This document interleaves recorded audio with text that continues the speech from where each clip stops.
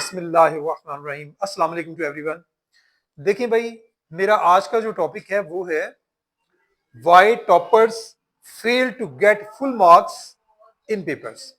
यानी मेरी आज आपसे बात ये करनी है मैंने कि बच्चे माशाल्लाह जो हमारे लाइक स्टूडेंट्स होते हैं वो बहुत मेहनत करते हैं, एक एक चीज का ख्याल करते हैं, मतलब चीजों को लर्न करने में, उनकी प्रेपरेशन में, टेस्ट की एक एक मार्क्स के लिए वो बहुत एफर्ट करते हैं। लेकिन फिर भी जब एग्जाम होते हैं तो एग्जाम में वो फुल मार्क्स नहीं ले पाते। अब वो जो फुल मार्क्स उनके नहीं आते, फुल मार्क्स से रह जाते हैं, तो ये कुछ चीदा चीदा पॉइंट्स हैं जो मैं आप लोगों से डिस्कस करूंगा कि ये वो चीजें हैं, अगर आप इन पर ओवरकम कर लें तो मैं पूरी अपने वसूख से कह सकता हूं कि आप 100% मार्क्स जो है पेपर्स में ले सकते हैं। तो वो पॉइंट्स क्या हैं पहले तो मैं आपको बताता हूं। पहली बात है टाइम वेस्टिंग ऑन प्रेजेंटेशन।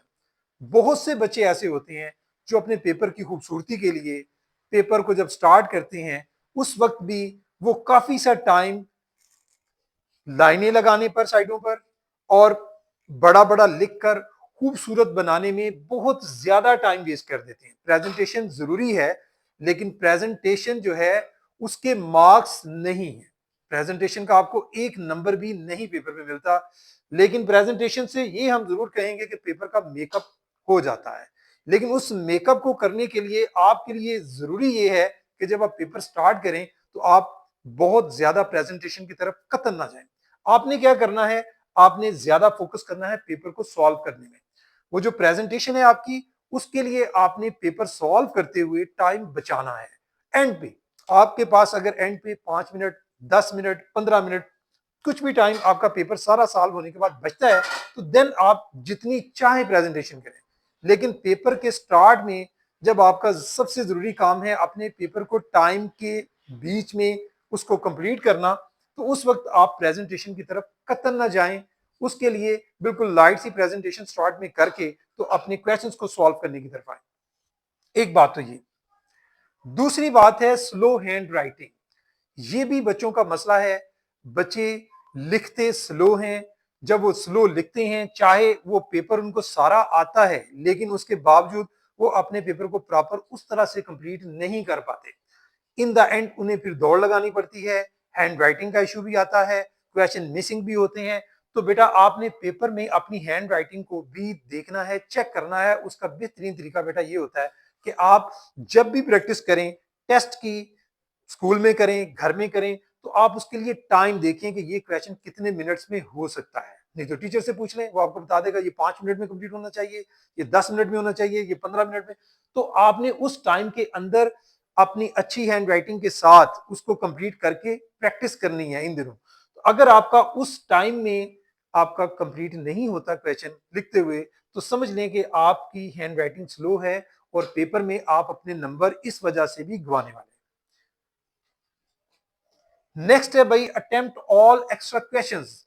ये भी बच्चों में प्रॉब्लम होता है। टॉपर्स में, टॉपर्स जो है वो बहुत ज्यादा क्रेजी होते हैं कि भाई मैं 5 क्वेश्चंस अगर करने हैं 8 में से, तो वो कोशिश करते हैं अगर 8 आते हैं तो 8 के 8 ही सॉल्व कर देते हैं। अब होता क्या है कि फर्स्ट पोर्शन में से उन्होंने कर लिए, सेकंड में से भी कर लिए, जब वो थर्ड पोर्शन में या एक्स्ट्रा क्वेश्चंस करते करते लॉन्ग क्वेश्चंस की तरफ जाते हैं तो उस वक्त उनके पास टाइम शॉर्टेज हो जाती है। अब इसका बेहतरीन हल ये होता है कि आपको सपोज कहा गया है आउट ऑफ 8 आपने 5 क्वेश्चंस करने हैं, सपोज बायो केमिस्ट्री फिजिक्स वगैरह में शॉर्ट क्वेश्चंस की मैं सपोज बात कर रहा हूं। तो देखें आपने 5 क्वेश्चंस या मैक्सिमम एक एक्स्ट्रा क्वेश्चन जरूर कर लें, कोई हर्ज नहीं है, ठीक है। इसी तरह से नेक्स्ट पोर्शन की तरफ चले जाएं, उसमें से भी आप 5 और मैक्सिमम 6 क्वेश्चन करें। इस तरह करते करते आप लोग अपना पेपर पहले कंप्लीट कर। उसके बाद चूंकि आपको पेपर आता है, आप अच्छे से पेपर कर सकते हैं, आपके पास टाइम बचेगा भी, तो आप दोबारा से उन्हीं पोर्शंस के जो एक्स्ट्रा क्वेश्चंस हैं वो एंड पे कर सकते हैं। मतलब आप एक्स्ट्रा आपको क्वेश्चंस आ रहे हैं, आप कर सकते हैं, लेकिन बेटा उसको आपने जब कोई एक पार्ट, एक पोर्शन कर रहे होते हैं उस वक्त सारे एक्स्ट्रा क्वेश्चन खत्म नहीं करने। ऐसा ना हो कि भाई आप, सीधी सी बात है, फर्ज और सुन्नत में कुछ फर्क होता है, फर्ज छूट जाएं और आप सुनते और नवाफिल पूरे करते रह जाएं। तो बेटा इस चीज का आपने ध्यान रखना है कि आपने पहले कंप्लीट, जो आपको जितने क्वेश्चंस पूछे गए हैं वो आपने कंप्लीट पहले करने हैं। नेक्स्ट आ जाए, नेक्स्ट बात है पुअर सिलेक्शन ऑफ क्वेश्चंस। बहुत से बच्चे हैं कि वो क्वेश्चंस की जब सिलेक्शन करते हैं वो उनकी पुअर होती है। मतलब क्या पुअर सिलेक्शन है, अब उनको 5 क्वेश्चंस करने हैं, उनको जो सबसे अच्छा क्वेश्चन आता है वो उन्हें पहले करना चाहिए। लेकिन बाज दफा होता यह है कि बच्चा एक तरतीब देखता है क्वेश्चन पेपर के ऊपर 1 2 3 4 5, वो पहले वाला पहले कर रहा होता है, दूसरे वाला उसके बाद कर रहा होता है। हो सकता है कि जो क्वेश्चन नंबर 3 है, थर्ड पार्ट है उस क्वेश्चन का, वो उसको सबसे अच्छा आता है, वो सबसे पहले करे। मतलब अपनी प्रायोरिटी जो है हर सेक्शन में पहले सेट कर ले कि भाई मैंने ये क्वेश्चंस मेरे प्रायोरिटी पर होने चाहिए, ये मुझे ज्यादा अच्छे आते हैं, वो पहले करे। उसके बाद कौन सा करना है, फिर कौन सा करना है। अगर उसकी सिलेक्शन अच्छी होगी तो डेफिनेटली जो चेकर होगा वो उसको मार्क्स भी ज्यादा देगा। अगर उसकी सिलेक्शन अच्छी नहीं है, शुरू में उसने अच्छा इंपैक्ट नहीं डाला, क्वेश्चन को उसने ऐसा अटेम्प्ट कर लिया जिसमें वो कटिंग भी कर रहा है, गलतियां भी कर रहा है, तो क्या होगा, या भूल रहा है, टाइम भी वेस्ट होगा, और जो उसको क्वेश्चंस अच्छे से आते हैं, जिसको वो बहुत अच्छा कर सकता है, उसमें भी फर्क पड़ने वाला है। इसलिए सिलेक्शन ऑफ क्वेश्चन जो है ये बड़ी इंपॉर्टेंट चीज है। नेक्स्ट आ जाएं, स्पेलिंग मिस्टेक्स एंड कटिंग। अगर आप ये सोचते हैं कि भाई मेरे जो मैं पेपर कर रहा हूं उसमें मैंने फुल मार्क्स ही लेने हैं, इंशाल्लाह फुल मार्क्स ही आएंगे, आपको पेपर सारा आता है, लेकिन आपने स्पेलिंग मिस्टेक का बहुत ध्यान रखना है लिखते हुए। कटिंग जो है वो कम से कम कोशिश करें ना हो। जो बच्चा पेपर अच्छा करता है, बीच में स्पेलिंग मिस्टेक्स होती हैं, बार बार कटिंग करता है, बाज आपकी कटिंग की या स्पेलिंग मिस्टेक्स की इग्नोरेबल, साइंस में कुछ चीजें इग्नोर हो जाती हैं, लेकिन बाज आपके पेपर्स ऐसे हैं जैसे इंग्लिश है, उर्दू है, उसमें यकीनन आपके मार्क्स चले जाते हैं। आपकी ज्यादा स्पेलिंग मिस्टेक्स, आपकी कटिंग, आपके जो मार्क्स होते हैं क्वेश्चन के, आप समझिए कि बाज दफा सारे मार्क्स गवा लेते हैं। तो इसलिए खतल इम्कान आपकी कोशिश होनी चाहिए इन दिनों प्रैक्टिस करते हुए आपने अपनी स्पेलिंग मिस्टेक्स पर फोकस करना है। कटिंग के बगैर लिखने की कोशिश करें, पेपर नीड्स लिखने की कोशिश करें। उसके बाद आ जाता है मिसिंग रिक्वायर्ड डायाग्राम्स। बच्चा सारा क्वेश्चन ठीक करके आता है, अब उस क्वेश्चन के साथ, खासकर लॉन्ग क्वेश्चन में, उस क्वेश्चन के साथ डायग्राम रिक्वायर्ड थी।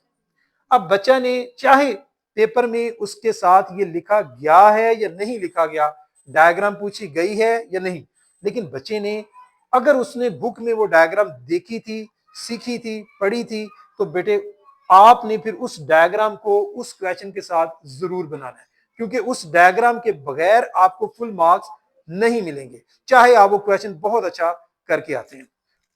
नेक्स्ट है जी टाइम मैनेजमेंट इश्यू। और ये जो इश्यू है, टाइम मैनेजमेंट इश्यू जो है, ये सबसे बड़ा इश्यू है, और ये सबसे ज्यादा और कॉमन स्टूडेंट्स में यही इश्यू पाया जाता है।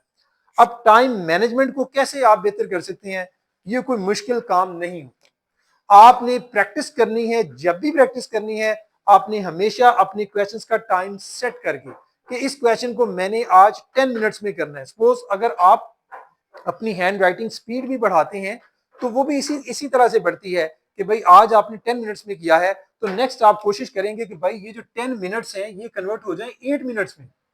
आहिस्ता आहिस्ता आप उसको बढ़ाते जाएं। और फिर दूसरी बात ये आ जाती है कि किन क्वेश्चंस पे टाइम ज्यादा लगना है, किन पे कम लगना है, ये आपने खुद पहले से डिसाइड करना है कि भाई मैंने इन क्वेश्चंस के लिए कितना टाइम बचाना है जब आप पेपर कर रहे होते हैं।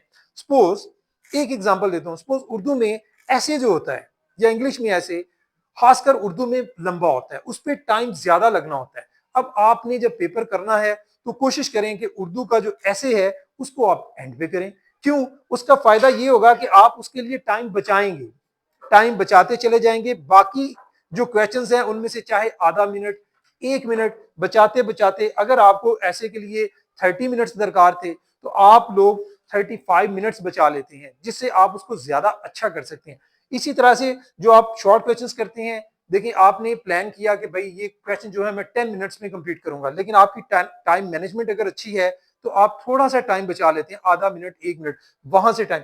यानी ये जो टाइम मैनेजमेंट है पेपर में, ये सबसे इंपॉर्टेंट चीज है। जो बच्चा टाइम मैनेजमेंट सीख जाता है, वो मैं आपको 100% अश्योरिटी से कहता हूं कि बाकी चीजें भी आहिस्ता आहिस्ता कवर हो जाती हैं इनसे। लेकिन टाइम मैनेजमेंट अगर आप कवर नहीं कर सके, अपनी उस पर काबू नहीं पा सके, तो आप 100% मार्क्स के बारे में बिल्कुल भूल जाएं। तो बेटा ये आज आपके लिए सारी वो बातें थी, मैं सिर्फ इसको रैप अप कर रहा हूं कि क्यों टॉपर जो हैं वो फुल मार्क्स पेपर्स में नहीं ले पाते। ये वो सारे पॉइंट हैं कि टाइम वेस्टिंग ऑन प्रेजेंटेशन, उस पर बहुत ज्यादा टाइम वेस्ट कर दिया, हैंड राइटिंग स्लो थी, अटेम्प्ट ऑल एक्स्ट्रा क्वेश्चन करने 5 थे, 8 के 8 फर्स्ट पार्ट में से कर लिए, सेकंड क्या होगा कि बाकी क्वेश्चंस के लिए जो जरूरी थे वो आपके लिए टाइम कम से कम रहता गया। आपकी पुअर सिलेक्शन थी क्वेश्चंस की, पुअर सिलेक्शंस की वजह से भी आप अपना टाइम भी वेस्ट कर जाते हैं और पेपर की खूबसूरती भी गवाते हैं। स्पेलिंग मिस्टेक्स और कटिंग जो है ये भी आपके पेपर को बहुत मुतासिर करती है। आपकी रिक्वायर्ड डायग्राम जहां जहां होती हैं क्वेश्चंस में, आपको पता है इस क्वेश्चंस के साथ आपको बुक में डायग्राम दी गई, आपने उसकी प्रैक्टिस भी की, टीचर्स ने आपको बताया भी, लेकिन पेपर में आपको मिस कर रहा है तो देन भी आप अपने मार्क्स गवाते हैं। और आखिरी बात, टाइम मैनेजमेंट पर मैंने काफी आपसे बात कर ली, तो टाइम मैनेजमेंट इशू जो है ये सबसे ज्यादा इंपॉर्टेंट है, इसको मद्देनजर रखें और इंशाल्लाह अगर आप इन चीजों पर फोकस करेंगे, अभी आपके पेपर्स में कुछ पेपर्स आपके 10th वालों की बात करते हैं तो कुछ पेपर्स हो गए हैं, 9th वालों के भी होने हैं, तो बेटा इन चीजों पर फोकस करके इंशाल्लाह अल्लाह के फजल से आप 100% मार्क्स ले सकते हैं और मेरी दुआ है अल्लाह से कि आप 100% मार्क्स लें। शुक्रिया। अस्सलाम वालेकुम।